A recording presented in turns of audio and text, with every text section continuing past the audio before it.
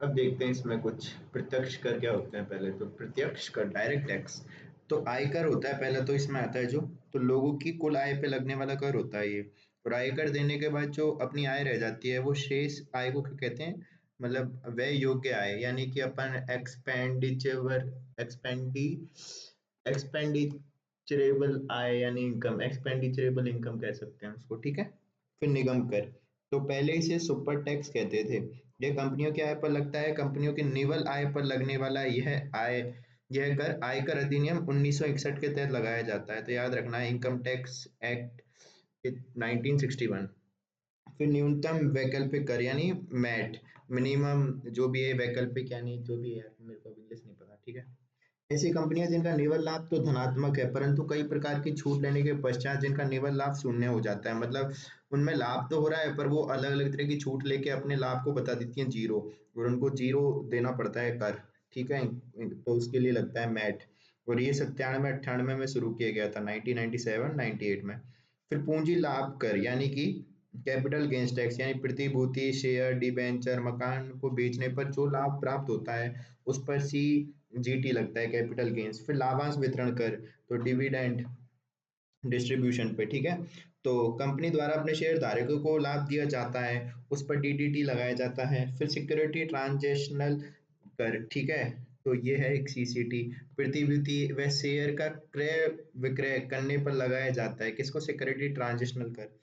फिर है fridge benefit कर, तो ये क्या है, ये है कर्मचारियों को दी जाने वाली आनुषंगिक लाभ, विशेषाधिकार, सेवा सुविधा पर लगाया जाता है, ठीक है। फ्रिंज बेनिफिट टैक्स, जैसे किसी अधिकारी को अपन लाभ, मतलब उसको कुछ अपने शेयर दे रहे हैं कंपनी के, उन सब पे, ठीक है।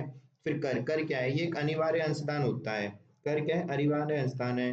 करदाता बिना प्रतिफल के सरकार को कर आधार से संबंधित करदाता बिना प्रतिफल के सरकार को कर आधार से संबंधित होने के लिए देता है। यानी कि मतलब कोई करदाता है, वो किसी स्लैब में आ रहा है, टैक्स स्लैब में, तो उसको देना ही होगा, और ऐसा नहीं है कि उसको प्रतिफल में सरकार कुछ देगी। फिर अधिभार, अधिभार क्या है, ये कर के ऊपर लगाया जाता है। सामान्यतः यह प्रत्यक्ष कर पर सरकार अतिरिक्त आय सृजित करने हेतु लगाती है, तो ये कर के ऊपर लगता है, ठीक है। और प्रत्यक्ष कर पे लगता है मोस्टली तो। फिर उपकर, उपकर क्या है, कर के साथ कर आधार पर लगने वाला कर होता है। तो ये क्या है, कर के साथ जो कर का आधार है उस पे लगता है, ठीक है। यह प्रत्यक्ष और अप्रत्यक्ष दोनों विशेष उद्देश्य को पूरा करने हेतु लगाई जाती है। संचित निधि में जमा नहीं करवाया जाता, पर ये याद रखना संचित निधि में नहीं जाता है ये, ठीक है। शेष है ना, शेष, तो उपकर हो गया शेष। और फिर है ड्यूटी या फीस, तो किसी विशिष्ट सेवा के बदले अनिवार्य रूप से दी जाने वाली राशि, जैसे कि पोर्ट का उपयोग निर्यात व आयात के लिए करने पर एक्साइज ड्यूटी देना, ठीक है। तो ड्यूटी फीस तो हो गई किसी सेवा के बदले, जैसे पोर्ट पे अपन देते हैं एक्साइज ड्यूटी इंपोर्ट एक्सपोर्ट के लिए, तो ये तो हो गई। और उपकर यानी कि सेस हो गई किसी विशेष उद्देश्य के लिए। फिर अधिभार हो गया, ठीक है, तो ये कर के ऊपर लगाया जाता है सामान्य प्रत्यक्ष कर पे। फिर आगे चलें तो अगला है अप्रत्यक्ष कर, यानी कि इनडायरेक्ट टैक्स। तो अप्रत्यक्ष कर में उत्पादक पर लगाया जाता है ये, और परंतु उत्पादक ग्राहक से कर वसूल कर सरकार को जमा कराता है। जैसे होटल में खाने पर 18% जीएसटी होटल वाले द्वारा सरकार को दिया जाता है, लेकिन वह बिल में अपने ग्राहकों से 18% जीएसटी वसूलता है। और अप्रत्यक्ष कर में जैसे आगे कुछ एग्जांपल, जैसे सीमा शुल्क हो गया एक तो, ठीक है। एक हो गया सेवा कर, सर्विस टैक्स हो गया, ठीक है। फिर एक केंद्रीय उत्पाद शुल्क हो गया, ठीक है। एक हो गया बिक्री कर, सेल्स टैक्स। एक मनोरंजन कर, एंटरटेनमेंट, प्रवेश कर, ठीक है। फिर वस्तु एवं सेवा कर, जीएसटी। तो प्रत्यक्ष कर के एग्जाम्पल हो गए सीमा शुल्क हो गए, ठीक है। और कौन कौन से हो गए, सेवा कर हो गया, केंद्रीय उत्पाद शुल्क हो गए, बिक्री कर हो गए, और मनोरंजन कर हो गए, प्रवेश कर हो गया, वस्तु एवं सेवा कर हो गए। फिर प्रमुख संकल्पनाएं देख लेते हैं। तो कर उत्प्लावकता यानी टैक्स बियोंसी, तो टैक्स बियोंसी क्या है, राष्ट्रीय आय जीडीपी और राजस्व में अंतर संबंध। जीडीपी में 1% की वृद्धि राजस्व में 1% की वृद्धि करती है। तो कह रहा है कि जैसे जैसे जीडीपी बढ़ रही है, तो वैसे वैसे अगर राजस्व भी बढ़ रहा है तो वो उसकी टैक्स बियोंसी है, कि कितनी जीडीपी बढ़ने पे कितना अपना राजस्व बढ़ रहा है। जैसे जीडीपी में 1% की वृद्धि होती है, तो राजस्व में भी 1% की वृद्धि हो जाए तो वो उसकी टैक्स बियोंसी एक तरीके से। फिर एक है कर विवर्तन यानी टैक्स शिफ्टिंग। तो ये कर चुकाने का दायित्व किसी अन्य व्यक्ति पर होता है, ठीक है, उसको क्या कहते हैं, टैक्स शिफ्टिंग। अगर हम टैक्स तो हमारा है पर हम कोई और चुका रहा है, तो वो है कर टैक्स शिफ्टिंग। फिर एंटी डंपिंग ड्यूटी क्या है, तो एंटी डंपिंग ड्यूटी है आयातक देश निर्यातक देश की वस्तु सेवा पर लगाता है ताकि स्थानीय उत्पादकों को सुरक्षित किया जा सके, ठीक है। जैसे अपन कोई चाइना से चीज मंगा रहे हैं पर वहां पे वो सस्ती बहुत आ रही है और अपने यहाँ पे वो चीज महंगी बन रही है, तो अपने देश के उद्योगों को बचाने के लिए अपन टैक्स लगा देंगे, तो वो एंटी डंपिंग, क्योंकि वो डंप कर रहे हैं अपनी चीजों को। फिर है प्रति शुल्क काउंटर बिलिंग, तो ये क्यों लगती है, आयातक देश निर्यातक देश द्वारा दी गई सब्सिडी जिससे उस देश की वस्तुएं सेवा सस्ती हुई है को गैर प्रभावी करने के प्रतिकारी शुल्क पर लगाया जाता है, ठीक है। तो जैसे कोई देश है जैसे चाइना है, अब वहां पे चीजें तो वही बनी है, बट क्या है वहां पे सरकार ने उनको सब्सिडी दे दी कि भाई तुम सब्सिडी दे रहे हैं तुमको, तुम तो महंगी बन रही है पर तुमको सब्सिडी दे रहे हैं। और उसमें क्या था, इससे पहले वाली में एंटी डंपिंग में वो चीजें सस्ती बन रही थी और काउंटर बिलिंग में वहां पे सरकार सब्सिडी दे रही है, ठीक है। तो इसके कारण सब्सिडी के कारण सस्ती हो गई और इसके कारण फिर भारत में आके भारत की चीजें को दिक्कत देगी, इसलिए। तो लेबर वर्क वक्र, ठीक है, तो राजस्व की दर एवं कर की दर में संबंध स्थापित करता है, तो किसमें, राजस्व की दर में और कर में, कि भाई जितना जितना टैक्स बढ़ाएंगे उस हिसाब से अपना राजस्व कितना बढ़ रहा है, वो लेफर वक्र बताता है, लेफर कर्व दिखाता है। इसके अनुसार कर की वह इष्टतम दर जिस पर सर्वाधिक राजस्व इकट्ठा होता है, उससे ज्यादा कर बढ़ाने पर राजस्व में नुकसान होगा।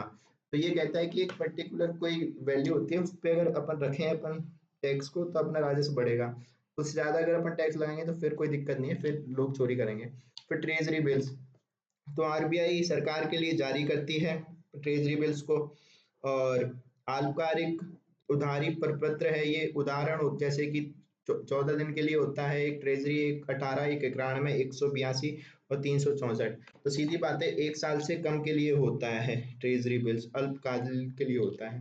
फिर कर व्यय यानी संभावित कर राजस्व माइनस वास्तविक कर राजस्व, तो ये है कर व्यय, टैक्स एक्सपेंडिचर। फिर कर लोच क्या है, तो कर राजस्व में वृद्धि अपन में कर दर में वृद्धि, तो ये कर राजस्व में कितनी वृद्धि हुई कर दर में वृद्धि करने से, तो ये कर लोच है।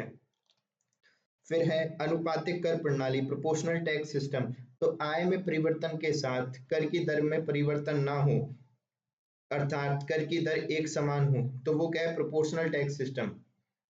फिर प्रगतिशील या प्रगामी प्रणाली प्रोग्रेसिव टैक्स सिस्टम, आय में वृद्धि के साथ कर की दर में वृद्धि, तो ये क्या है, प्रोग्रेसिव टैक्स सिस्टम है।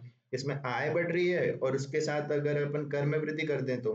और एक होता है अवक्रमिक कर प्रणाली यानी डिग्रेसिव डिग्रेसिव टैक्स सिस्टम, इसमें प्रारंभ में आय बढ़ने पर कर की दर बढ़ती है लेकिन एक निश्चित सीमा के बाद स्थिर हो जाती है, ठीक है।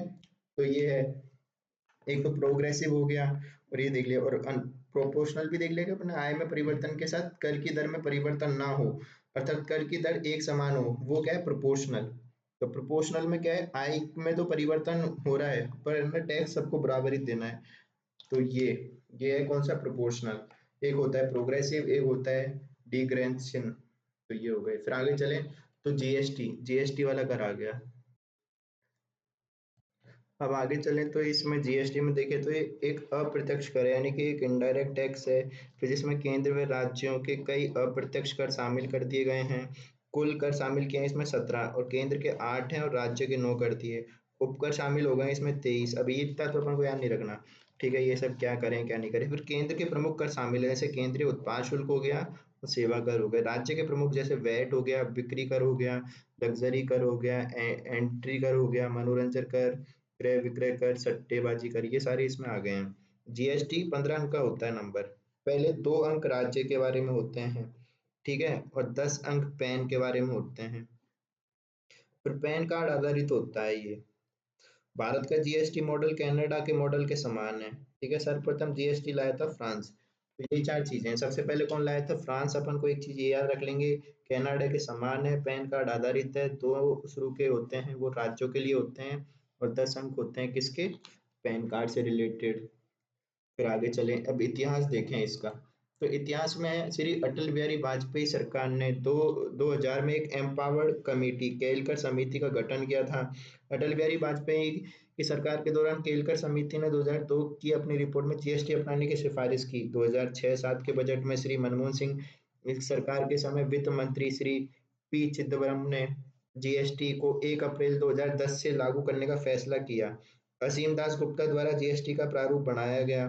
पहला डिस्कशन पेपर नवंबर 2009 में पारित हुआ और 115वां संविधान संशोधन 2011 में लाया गया, परंतु क्षतिपूर्ति के मुद्दे पर केंद्र व राज्य एकमत नहीं हो सके। किसकी क्षतिपूर्ति? कंपनसेशन के लिए। फिर 115वें से लाए थे पर हुआ नहीं पारित, ठीक है ना। फिर जीएसटी को लागू करने हेतु संविधान संशोधन की आवश्यकता थी, अतः अनुच्छेद 368 के तहत आधे राज्यों का अनुसमर्थन भी आवश्यक था, पर वो हो नहीं सका। फिर है संसद में 122वें विधेयक आया, 101वां संविधान संशोधन। विधेयक तो कौन सा था? 122वां, और संविधान संशोधन था 101वां। फिर ये पास हो गया राज्यसभा से 3 अगस्त को, लोकसभा से 8 अगस्त को, राष्ट्रपति की मंजूरी मिल गई 8 सितंबर को, और अधिसूचना आ गई 16 सितंबर को, और 1 जुलाई को पूरे भारत में लागू हो गया। तो याद रखना है कि इसको राष्ट्रपति की मंजूरी कब मिली थी, एक तो ये याद रख लेंगे 8 सितंबर को, और एक अधिसूचना कब हुई थी? 16 सितंबर को, और फिर इसको लागू कब हो गया था? 1 जुलाई को। तो ये 3 डेट अपन याद रखेंगे। फिर जम्मू कश्मीर में कब लागू हुआ, उससे कोई लेना देना नहीं है। राज्यों में सबसे पहले असम ने अनुमति दी थी, इस चीज को याद रख लेंगे। और कुल 15 राज्यों ने अनुमति दी थी। सर्वप्रथम तेलंगाना ने अपना एसजीएसटी अधिनियम 2017 में लाया था, और राजस्थान सरकार अपना एसजीएसटी अधिनियम 2017 में 26 अप्रैल 2017 को पारित किया था। राजस्थान तीसरा राज्य था ये करने वाला, तो राजस्थान का याद रख लेंगे कि सबसे पहले राजस्थान अपना एसजीएसटी लाया था 26 अप्रैल 2017 को, और है ना तेलंगाना सबसे पहला स्टेट है जो अपना लाया था, वो लाया था 9 अप्रैल को। तो उसकी डेट याद नहीं रखनी, डेट तो अपन को राजस्थान वाली याद रखनी है बस। उसका तो याद, तो इतना याद रखना है, तेलंगाना सबसे पहले अपना अधिनियम लाया था, एसजीएसटी अधिनियम, ठीक है। तो 3-4 चीजें, 8 सितंबर राष्ट्रपति से मंजूरी, अधिसूचना 16 सितंबर, 1 जुलाई 2017 पूरे भारत में लागू। असम ने सबसे पहले अनुमति दी। तेलंगाना पहला स्टेट था जिसने खुद का स्टेट का जीएसटी अधिनियम लाया। राजस्थान तीसरा था, वो लाया था 26 अप्रैल 2017 को। फिर आगे चले तो जीएसटी एक्ट द्वारा संविधान की 7वीं अनुसूची में संशोधन किया गया, साथ ही संविधान में नए अनुच्छेद भी जोड़ दिए गए, ठीक है। तो 7वीं अनुसूची है ना, उसमें तो चेंज किए ही हैं, अनुच्छेद भी जोड़ दिए। सभी उपकर व एवं अधिभार जीएसटी में शामिल करती है। कौन से? जो उपकर थे और सेस थे और वो सरचार्ज, ठीक है। और स्वच्छ भारत उपकर एवं कृषि कल्याण उपकर भी शामिल कर दिए हैं इसमें। फिर सीमा शुल्क से संबंधित उपकर भी इसमें शामिल नहीं है। तो इस सीमा शुल्क और सीमा शुल्क से संबंधित नहीं है, ठीक है, ये याद रखना है अपन को एक तो, ठीक है। और तो सारी कर दिए हैं। और शिक्षा उपकर व पेट्रोल पर लगने वाला उपकर भी शामिल नहीं है। तो शिक्षा पे उपकर है एक तो, और पेट्रोल पर लगने वाला उपकर भी इसमें शामिल नहीं है।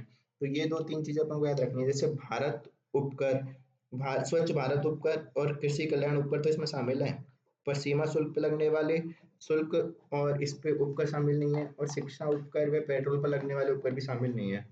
फिर संविधान में संशोधन क्या क्या हुए?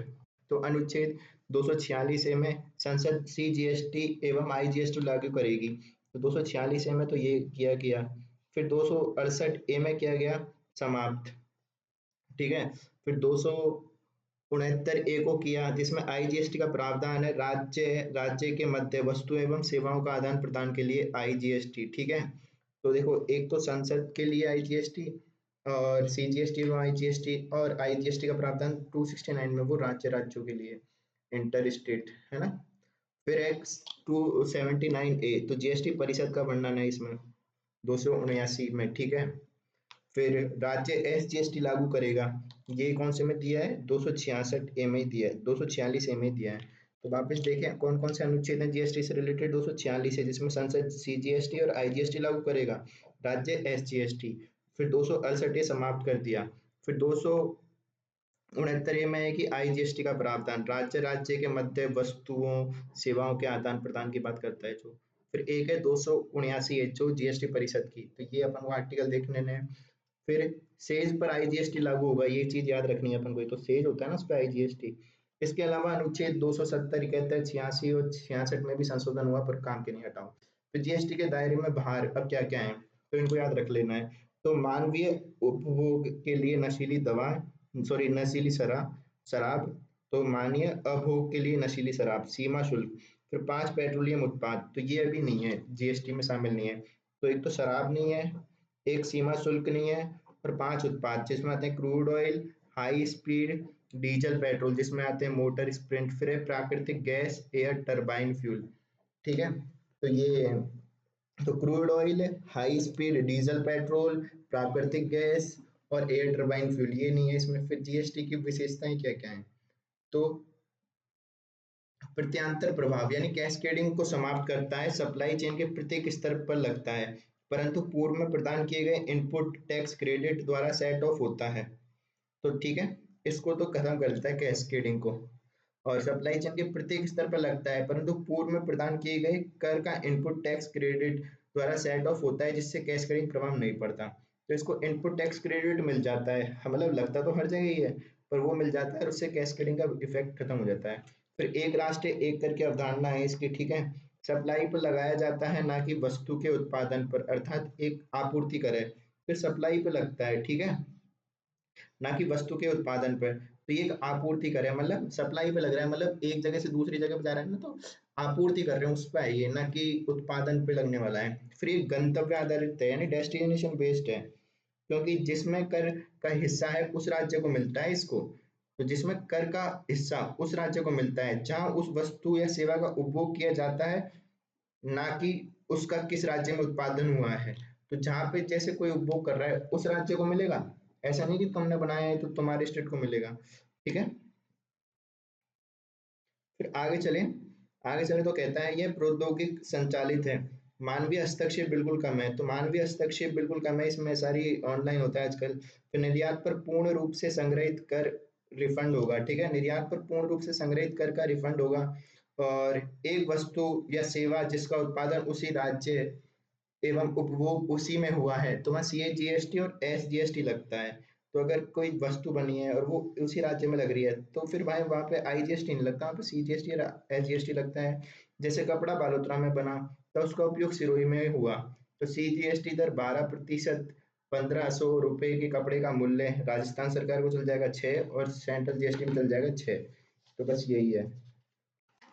फिर आगे चले अपन, तो SGST का पैसा राज्य खाते में और CGST का पैसा केंद्र खाते में जाता है, तो ये तो सबको ही पता है। फिर यदि किसी वस्तु सेवा जिसका उत्पादन किसी और राज्य में हुआ है, उसका उपभोग दूसरे राज्य में हुआ है, तो वहाँ IGST लगता है। तो ये तो अपन को पता ही है। फिर इसमें देखें, जैसे बालोतरा का कपड़ा बना परंतु खपत इंदौर में हुई, तो कपड़े का मूल्य 1000 है जैसे मान लो, तो IGST इस पे लगा, मतलब 12%। अब IGST का 6% गया केंद्र सरकार, ठीक है, CGST के रूप में रखेगी, और बाकी 6% SGST के रूप में मध्य प्रदेश को मिलेगा, क्योंकि GST गंतव्य आधारित है, उसमें वस्तु का जहाँ अंतिम उपभोग हुआ है उसी राज्य को GST प्राप्त होता है। ठीक है, तो जो उत्पादन कर रहा है उसको नहीं मिलता है वो।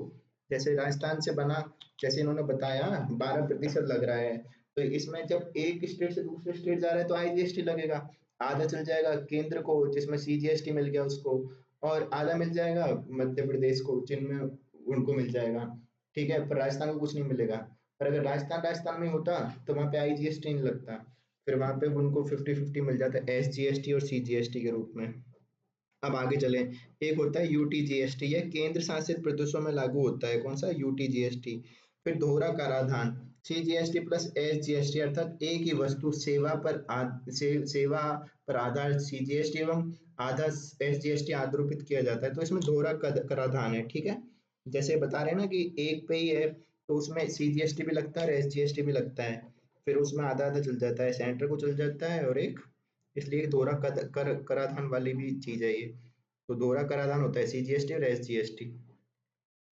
फिर आगे चलें, CGST परिषद, तो अनुच्छेद 279 में है ये, और इसके तहत गठन किया गया है। GST एक्ट लागू होने के 60 दिवस के भीतर राष्ट्रपति GST परिषद का गठन करेगा। सर्वप्रथम इसका गठन हुआ था 12 सितंबर 2016 को, प्रथम बैठक हुई थी 22 से 23 सितंबर 2016 को। उपाध्यक्ष होते हैं राज्य सरकार के मंत्रियों के बीच से निर्वाचित होता है। गणपूर्ति होती है हाफ, यानी 50% सदस्य होने चाहिए मीटिंग करने के लिए। फिर निर्णय लिए जाते हैं 3/4 यानी 75% से। बहुमत में केंद्र सरकार का 33% होना चाहिए, और बहुमत में राज्यों का मान है 66%, यानी केंद्र के बिना तो कोई पास होगा ही नहीं वैसे भी, क्योंकि 33% है, पास करने के लिए 75 चाहिए। फिर गणपूर्ति है, आदि राज्यों से इसका उपाध्यक्ष आता है। प्रथम बैठक हुई थी 22 से 23 सितंबर 2016, सर्वप्रथम गठन हुआ था 12 सितंबर 2016, अनुच्छेद 279 ए में है। फिर परिषद, परिषद का अध्यक्ष होता है केंद्रीय वित्त मंत्री। फिर सदस्य होता है एक, जिसमें केंद्रीय वित्त और राज्य मंत्री होता है। फिर सदस्य, सदस्य में होते हैं राज्य के, जैसे एक राज्य के यूटी के वित्त और कराधान मंत्री। तो सदस्य में कौन कौन होते हैं? राज्य और यूटी के वित्त या कराधान मंत्री। परिषद में एक सदस्य होता है केंद्रीय वित्त राज्य मंत्री, और एक अध्यक्ष होता है केंद्रीय वित्त मंत्री। समझ गए ना? तो इसमें केंद्रीय वित्त का राज्य मंत्री भी होता है, जैसे कि लास्ट टाइम पे तो वो अनुराग ठाकुर था, अब पता नहीं मेरे को कौन है। फिर परिषद का कार्य 289 ए इसमें दिया हुआ है, इसमें कर निर्धारण करती है पहली तो ये। दूसरा कार्य है इसका किसी वस्तु सेवा को जीएसटी में शामिल करना या बाहर निकालना। तो ये सब इसके कार्य हैं, ठीक है। सॉरी मैंने नीचे नहीं किया उसके लिए। तो उसके कार्य हैं किसी वस्तु सेवा को जीएसटी में शामिल करना, फिर थ्रेशोल्ड सीमा का निर्धारण करना कि कितनी है, और जीएसटी नियम इत्यादि। तो थ्रेशोल्ड को भी करता है, जीएसटी के नियम भी बनाता है, किसी वस्तु को शामिल करना है नहीं करना उसके बारे में बात करता है, और कर दर निर्धारण। फिर जीएसटी थ्रेशोल्ड सीमा क्या है? तो यह वह सीमा होती है जिससे कम टर्नओवर पर वस्तुओं व सेवाओं पर जीएसटी नहीं लागू होता है, ठीक है। और वर्तमान सीमा है वस्तु के लिए 40 लाख और सेवा के लिए 20 लाख। अगर कोई 20 लाख की सेवा दे रहा है तो उस पर जीएसटी लगेगा, और कोई 40 लाख की वस्तु बना रहा है तो उस पर जीएसटी लगेगा, ठीक है। फिर आगे चलें, थ्रेशोल्ड सीमा विशेष हिमालयन व उत्तरी पूर्वी राज्यों के लिए वस्तु के लिए 20 लाख और सेवा के लिए 10 लाख, क्योंकि वहाँ पे वस्तु 20 लाख तक की बनती है, कम बनती हैं, और सेवा भी कम होती है, तो 10 लाख ही है, ठीक है। फिर सी जीएसटी कंपनसेशन योजना क्या है? Sorry composition. तो इसके लिए जीएसटी में अलग अलग कर की दर है। छोटे व्यापारियों को जीएसटी भरने पे कागजात रखने की समस्या होती है। साधारण राज्यों के छोटे व्यापारी जिनका टर्नओवर 1.5 करोड़ तक है, और हिमालयन उत्तराखंड छोड़कर, हिमालयन में उत्तराखंड को छोड़कर उत्तरी पूर्वी राज्य के छोटे व्यापारी जिनमें सालाना कितना टर्नओवर है 75 लाख तक है, तो कंपोजिशन में जीएसटी ग्राहक से नहीं वसूला जा सकता है। ऐसे छोटे व्यापारी कम एक समान दर पर जीएसटी टैक्स देंगे। इन्हें वर्तमान में 1% जीएसटी पर क्वार्टरली जीएसटी रिटर्न भरना होता है। तो इनको ऐसे नहीं कि हर महीने ऐसा कुछ भरना है, इनको हर क्वार्टरली भरना है 1% की जीएसटी दर पर, ठीक है। और ऐसे छोटे व्यापारी कम और एक समान पर देंगे, ठीक है। यहाँ पे क्या उससे ना, इसमें क्या है ना, देखो उससे नहीं वसूला जाता, जो अपने होते हैं ना ग्राहक उससे, पर औरों में तो ग्राहकों से वसूलते हैं ना, वही वाला सीन है। फिर जीएसटीएन क्या है? तो ये है जीएसटी में आईसीटी अवसंरचना को विकसित करने हेतु स्थापित की गई, व्यापारियों को रिटर्न दाखिल करने पेमेंट में करने में सुविधा प्रदान करता है। यह है, इसे एक गैर सरकारी गैर लाभकारी के रूप में स्थापित किया गया है। केंद्र की हिस्सेदारी है 24.5, राज्यों की है 24.5, और गैर सरकारी वित्तीय संस्थाएं यानी एनबीएफसी उनकी है 51%। तो ये है, और फिर ये 51%, और केंद्र राज्य के 24.5 और पोर्टल बनाया है इसका इन्फोसिस ने। फिर आगे चले ई वे बिल। ई वे बिल 1 अप्रैल 2018 से पूरे देश में लागू हुआ। 50,000 से अधिक के मूल्य पर ई वे बिल की आवश्यकता होती है। जीएसटी परिषद की 24वीं बैठक में ई वे बिल प्रणाली लाई गई। फिर है जीएसटी क्षतिपूर्ति। तो जीएसटी में राज्यों के कई प्रकार के उपकर शामिल हैं, अतः राज्यों की मांग थी कि जीएसटी के लागू से राज्यों को होने वाली हानि, राजस्व हानि की क्षतिपूर्ति की जाए। अतः संसद ने जीएसटी अधिनियम 2017 पारित किया। इसमें जीएसटी क्षतिपूर्ति भरपाई 2017 से 22-23 तक अगले 5 वर्षों के लिए प्रत्येक राज्य के 15-16 के राजस्व को आधार वर्ष मानकर उसमें 14% की नाम मात्र की वार्षिक वृद्धि से की जाएगी। राज्यों को क्षतिपूर्ति की भरपाई हेतु जीएसटी क्षतिपूर्ति कोष बनाया गया। इस कोष से राज्यों को क्षतिपूर्ति पैसा दिया जाएगा। कोष में धन क्षतिपूर्ति उपकर से आएगा, और क्षतिपूर्ति उपकर चिन्ह पर लगाया जाएगा। ऐसी वस्तुएं होती हैं जो लग्जरी होती हैं या तंबाकू से जुड़ी होती हैं। फंड में प्रत्येक 2 माह में राज्यों की क्षतिपूर्ति का पैसा दिया जाएगा। फिर कोविड के समय कम राजस्व क्षतिपूर्ति का पैसा 2 माह में नहीं देने से केंद्र व राज्य के मध्य में विवाद भी हुआ था। विवाद से निपटने के लिए आरबीआई ने एक विशेष विंडो ओपन कर राज्यों को पैसा दिया था। फिर जीएसटी क्षतिपूर्ति सीमा को 2022 से बढ़ाकर 31 मार्च 2026 कर दी है क्षतिपूर्ति की सीमा को, ठीक है। फिर जीएसटी मुनाफाखोरी रोधी प्राधिकरण नवंबर 2017 में गठन हुआ। प्राधिकरण जीएसटी उपभोक्ताओं के हितों की रक्षा करती है। जीएसटी कई बार सरकार जीएसटी दर कम करती है, परंतु विक्रेता इसका फायदा ग्राहक को प्रदान नहीं करते। ऐसे विक्रेताओं का मुनाफा रोकने के लिए जीएसटी मुनाफाखोरी रोधी प्राधिकरण की स्थापना की गई है। कौन सी? जीएसटी मुनाफाखोरी रोधी प्राधिकरण। फिर जीएसटी ई इनवॉइस तो 35वीं बैठक में लाए गए थे प्रणाली की, और जिनका 5 करोड़ जिनका टर्नओवर है और बिजनेस टू बिजनेस सप्लाई करते हैं, ई इनवॉइस जारी करना आवश्यक है। तो बिजनेस टू बिजनेस और 5 करोड़ जिनका टर्नओवर है उनके लिए शुरुआत 1 अगस्त 2023 को हुई थी जीएसटी ई इनवॉइस की।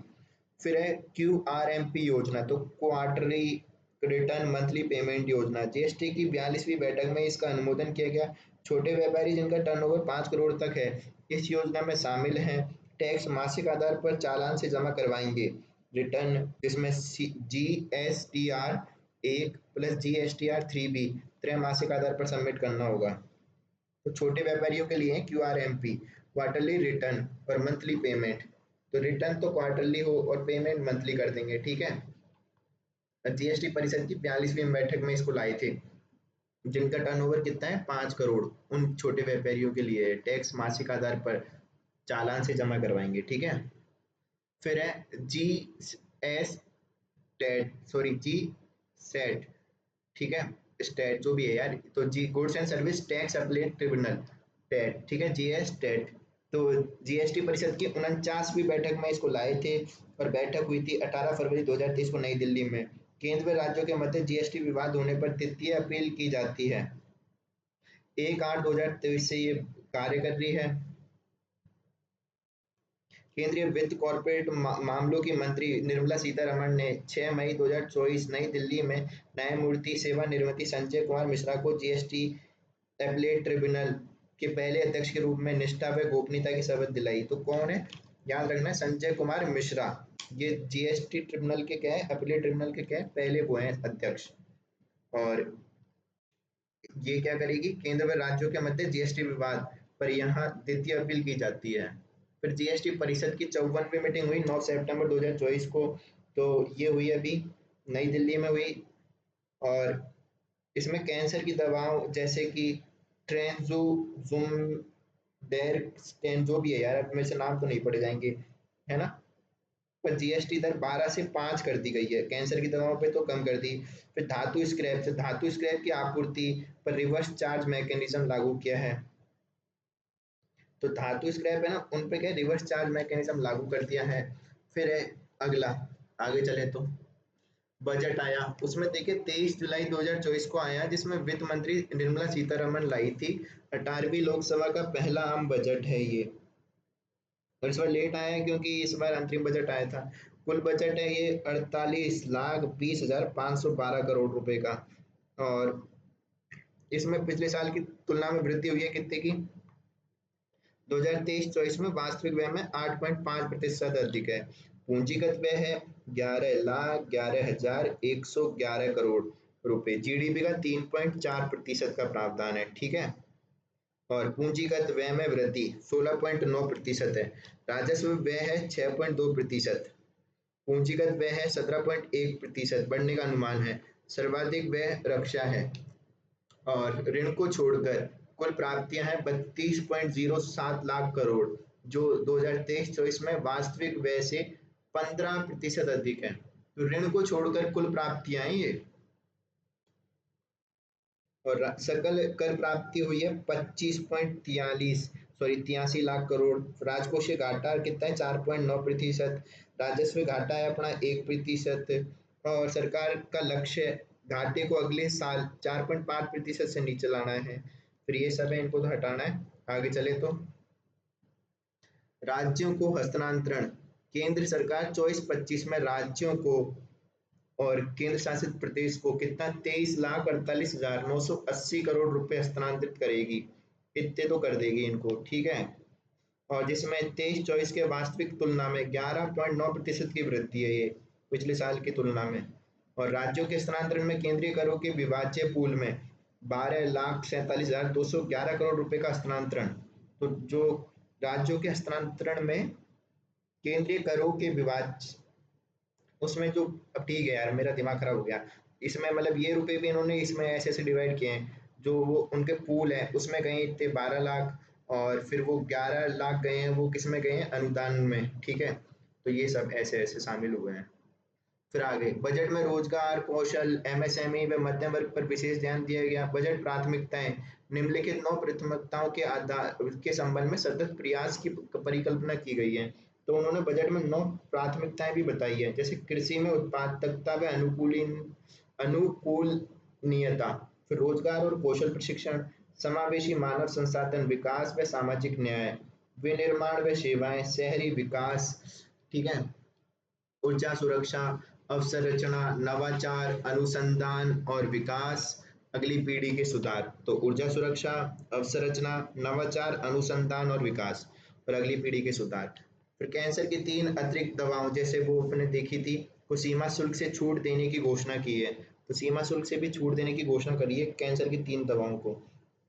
फिर है प्राथमिक, अब इनको प्राथमिकताएं उन वालों को भी देखना है एक एक को। तो पहली प्राथमिकता देखें अपन, कृषि में उत्पादकता व अनुकूलनीयता। तो कृषि और इससे जुड़े क्षेत्र के लिए 1.52 लाख करोड़ रुपए का आवंटन किया है। किसानों की खेती बाड़ी के लिए 32 कृषि और बागवानी फसलों की नई 109 उच्च पैदावार वाली जलवायु अनुकूल किस्में जारी की जाएंगी। तो ये भी कर दी थी, मैंने पढ़ा था न्यूज में एक दिन, ठीक है। तो खेती बाड़ी के लिए 32 कृषि, है ना, और बागवानी फसलों की 109 उच्च पैदावार वाली जलवायु अनुकूल किस्में। तो बागवानी के लिए तो 109, और कृषि के लिए कितनी थी, 32, है ना।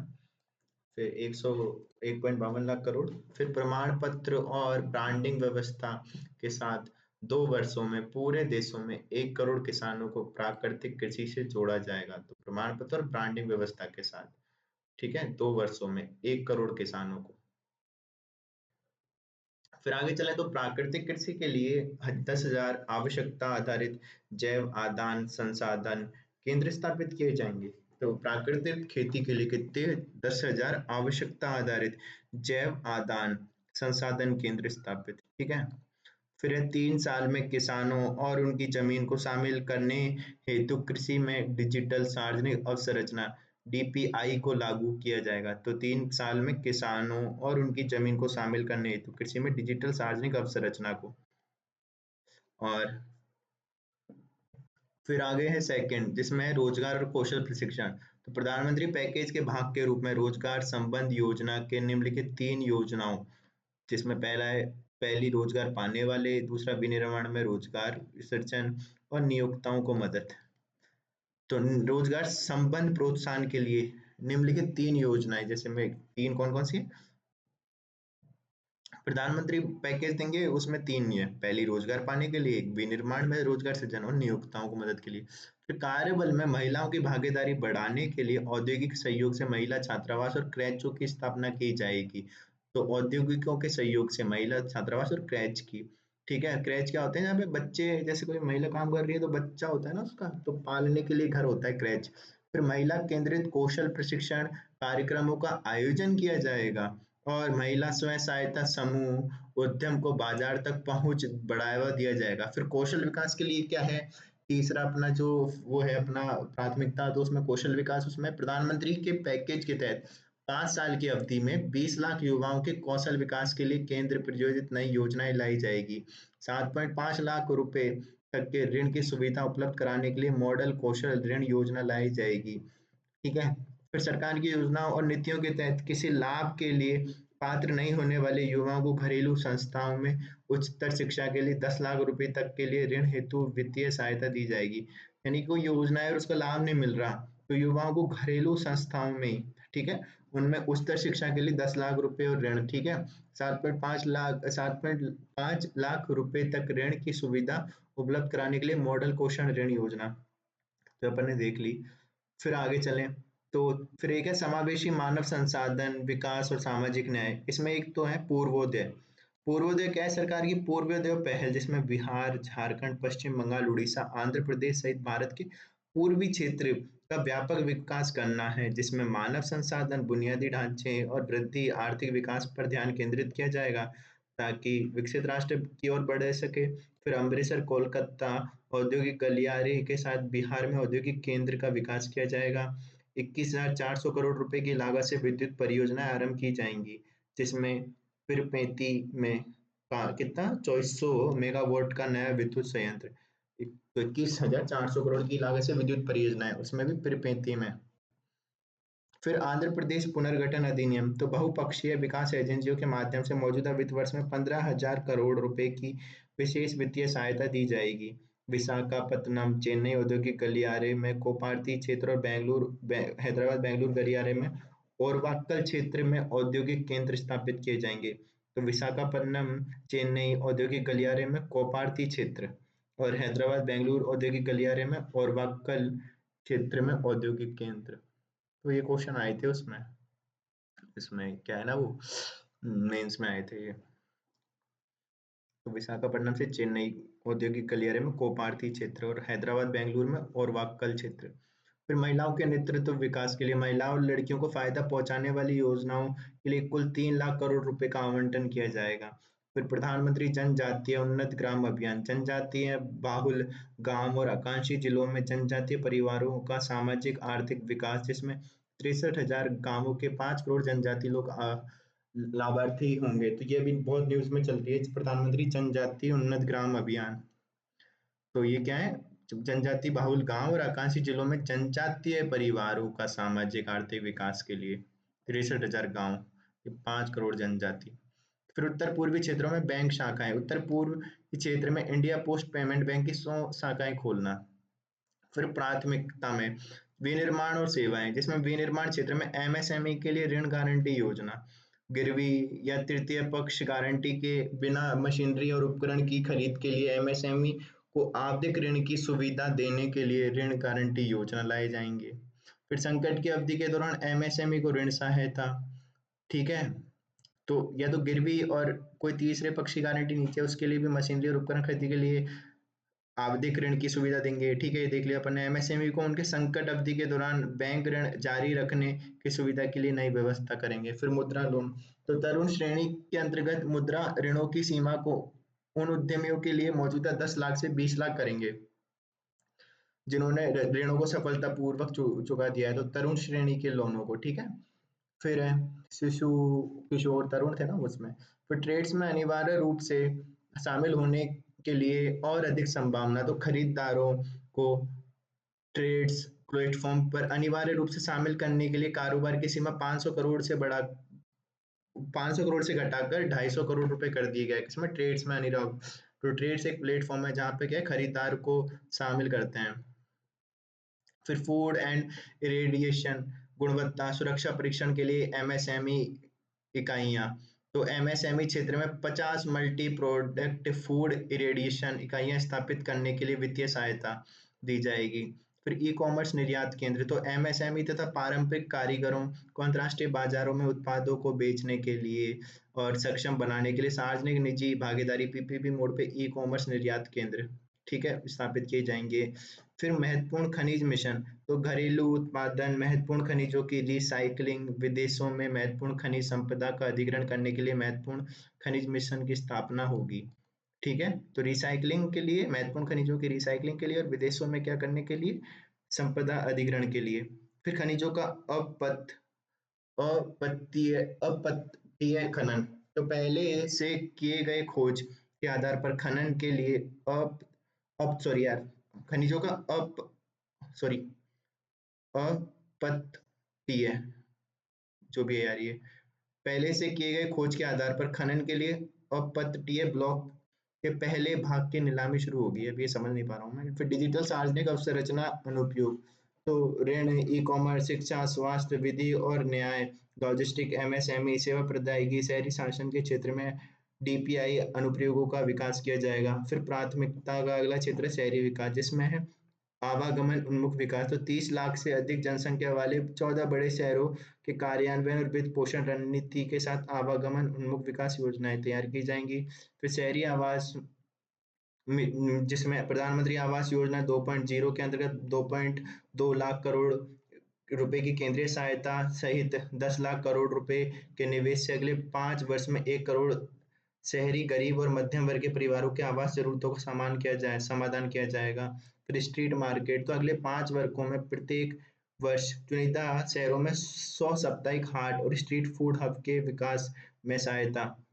फिर अगली है प्राथमिकता, जिसमें ऊर्जा सुरक्षा, इसमें ऊर्जा के लिए रोजगार विकास, पर्यावरण स्थायित्व की आवश्यकता के बीच संतुलन कायम करने के लिए समुचित ऊर्जा परिवर्तन की दिशा में एक नीतिगत दस्तावेज लाएंगे। फिर पंप स्टोरेज पॉलिसी, तो विद्युत भंडारण के लिए पंप स्टोरेज परियोजनाओं को बढ़ावा देने के लिए नीति लाएंगे। छोटे मॉड्यूलर परमाणु रिएक्टर का अनुसंधान और विकास, तो भारत स्मॉल मॉड्यूलर रिएक्टर के अनुसंधान और विकास, परमाणु ऊर्जा के लिए भारत स्मॉल रिएक्टर की स्थापना के लिए नई प्रौद्योगिकी के लिए सरकार निजी क्षेत्र के साथ साझेदारी करेगी। फिर उन्नत ultra super critical thermal power plant, तो ultra super critical thermal power plant का प्रयोग करके परिपूर्ण 800 मेगावाट का वाणिज्यिक संयंत्र स्थापित करने के लिए एनटीपीसी और बीएचईएल के बीच संयुक्त उद्यम प्रस्तावित है। किसके बीच में? एनटीपीसी और बीएचईएल, भेल भेल के साथ एनटीपीसी और भेल। फिर हार्ड टू एप्ट उद्योग के लिए रोड मैप, तो हार्ड टू एप्ट उद्योग को वर्तमान परफॉर्म अचीव एंड ट्रेड पद्धति से इंडियन कार्बन मार्केट पद्धति में परिवर्तन करने के लिए उपयुक्त विनियमन कर रहे हैं। ठीक है, हार्ड टू अबेट। फिर प्राथमिकता, जिसमें 7वीं है अवसंरचना, तो केंद्र सरकार द्वारा अवसंरचना में निवेश पूंजीगत व्यय के लिए 11,11,111 करोड़ रुपए, जीडीपी का 3.4%। फिर राज्य सरकारों द्वारा अवसंरचना में निवेश के लिए राज्यों को उनके संसाधन आवंटन में सहायता करने के लिए इस वर्ष 1.5 लाख करोड़ रुपए के ब्याज रहित दीर्घ अवधि के ऋण प्रावधान किए गए हैं। कितने? 1.5 लाख करोड़ के लिए दी जाएंगे अवसंरचना के लिए। फिर प्रधानमंत्री ग्राम सड़क योजना, 25,000 ग्रामीण बसावटों के लिए 12 मासी सड़क उपलब्ध कराने हेतु पीएम जीएसवाई का चरण चौथा आरंभ किया जाएगा। फिर सिंचाई और बाढ़ उप मिशन, तो बिहार में कोसी और मेची अंतर्राज्यीय लिंक और अन्य योजनाओं जैसी परियोजनाओं के लिए 11,500 करोड़ रुपए की वित्तीय सहायता।